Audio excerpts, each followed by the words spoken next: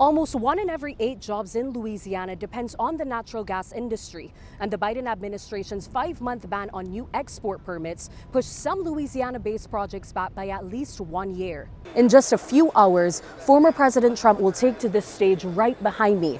This will be the first time he makes a formal address since the attempt on his life 5 days ago. It's day 3 of the Republican National Convention, and I'm right here on the floor where J.D. Vance is right now giving his speech. Just 1 inch of floodwater can cause around $25,000 in damage. And Senator Cassidy says with the federal government's new system for rating flood risks, many Louisianans might soon be unable to afford flood insurance. After President Biden's withdrawal from this year's election, some Louisiana congressmen and senators are questioning whether he is fit to remain in office right now. Both bills overwhelmingly passed in the Senate with a 91-3 vote.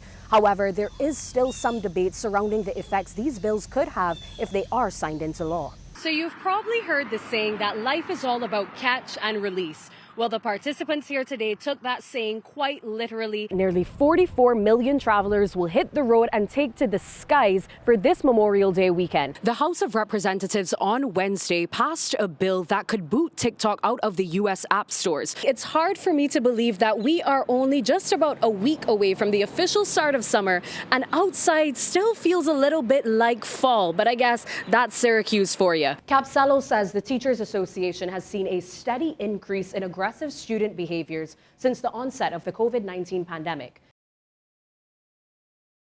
In just a few hours, former President Trump will take to this stage right behind me. This will be the first time he makes a formal address since the attempt on his life 5 days ago.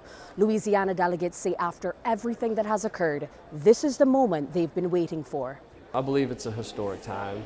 I believe it's historic because of where we are in our society, in America today. Louisiana delegates reflected on the impact of Trump's near-death experience as they look forward to his acceptance speech. I think him coming to the convention virtually every night for the last couple nights, it was very moving, very inspiring. It's definitely clear he's a changed man. I think the reality of his vulnerability, I think in my opinion, has probably changed him. I think he's emotional. I've never seen him so emotional, like you don't see that side of a person that's in politics too much. And because of his face-to-face with death, delegates expect his stage presence to be very different. I don't think you're going to see a cantankerous Donald Trump, like people call, but I think more of a calming Donald Trump this round. The speech that he had prepared has probably changed since Saturday's events. I'm sure he's probably going to talk about that. But they expect more outside of just recounting Saturday's events. I think that's what he's going to do, is to go out there and just energize us more, get the vote out. One thing all the delegates agreed on was that he loves Louisiana. He really loves Louisiana because we support him in every election. Tonight will wrap up the 4-day Republican National Convention. The theme for tonight is Make America Great Once Again. Apart from former President Trump, other speakers tonight will include his son, Eric Trump, along with the chair of the National Republican Congressional Committee and the former Secretary of State. In Milwaukee, Whitney Williams, KLFY News 10. This morning was filled with laughter, splashing, and screaming as special needs students from Lincoln Middle School picked up these fishing rods. I was there's like a lot of fish. My best friend almost hit me with her fishing pole. I'm like. Teacher Derek Marsh says today holds a lot of firsts for many kids.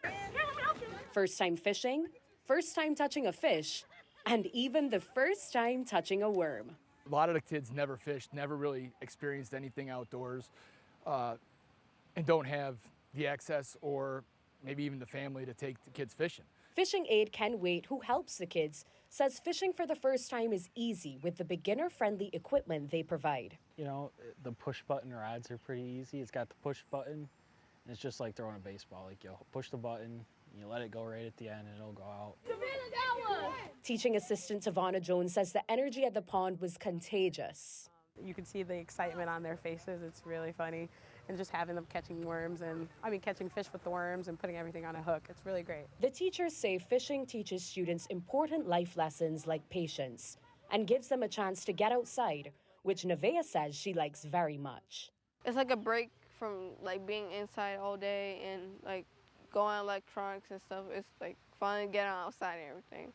The Time Out to Fish program will continue until August 2nd, where teachers say, Oh, absolutely. We're coming back. and all the fish will be here to greet them.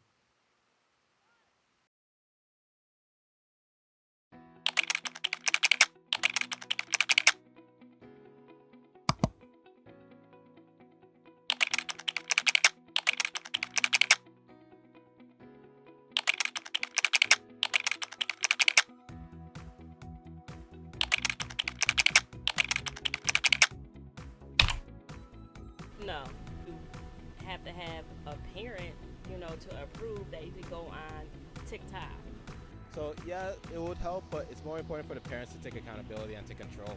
I don't know if a disclaimer would be that efficient, really. Maybe initially if they started, people will talk about it, but there gets a point where people just click OK in notifications. So it should also be a part of the parents' duty to control whatever they want or want to let their kids have in social media.